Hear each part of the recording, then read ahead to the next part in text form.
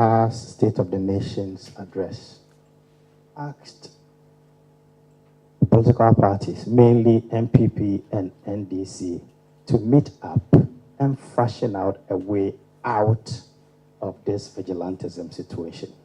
Are you aware of that? I listened to aspects of the speech. Very well. Now, I've come across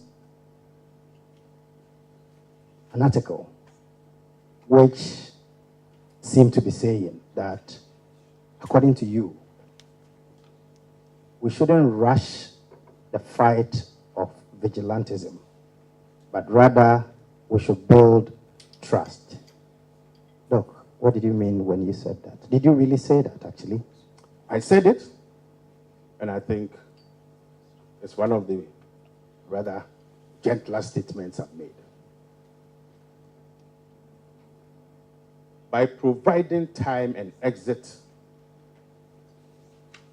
timelines for the struggle against vigilantism, I think it shows a rather easy way out. That does not reflect the reality on the ground. Why do political parties driven, or who should be driven by shared norms, shared values, and particularly principles? Principles are unshakable, and principles don't change. Truth is truth. Why do political parties since 1951 continuously seen violence as a currency to such an extent that politics and politicians, both as individuals and organizations, fund, encourage, train, and arm some of these groups? It means there's a fundamental structural misconception and misunderstanding about those who need to provide security. And herein counsel lies some of the difficulties that this useful, appropriate call would need to look at. The establishment of foot soldiers, vigilantes, and armed militias have over time represented the lack of trust in our politics and a lack of trust in the statutory security forces.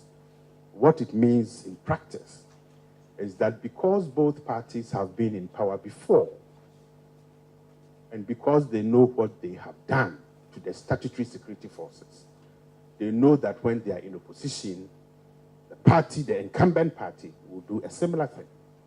That creates a sense of insecurity, and that insecurity leads to the establishment and the arming and the training of these militias. What that means in practice is that the mistrust that has served as the fulcrum around which these groups have been formed just cannot be wished away.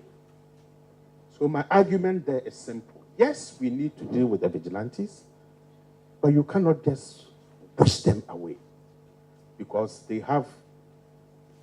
these groups have become economic groups. They've been infiltrated by criminals. They have evidence, recorded statements of those who promised them goodies. They are armed and they know how to use it. But because they've been formed by individuals and groups who mistrusted the system of providing security, my argument is simple. Let's begin the process of building trust between and amongst those who established these groups.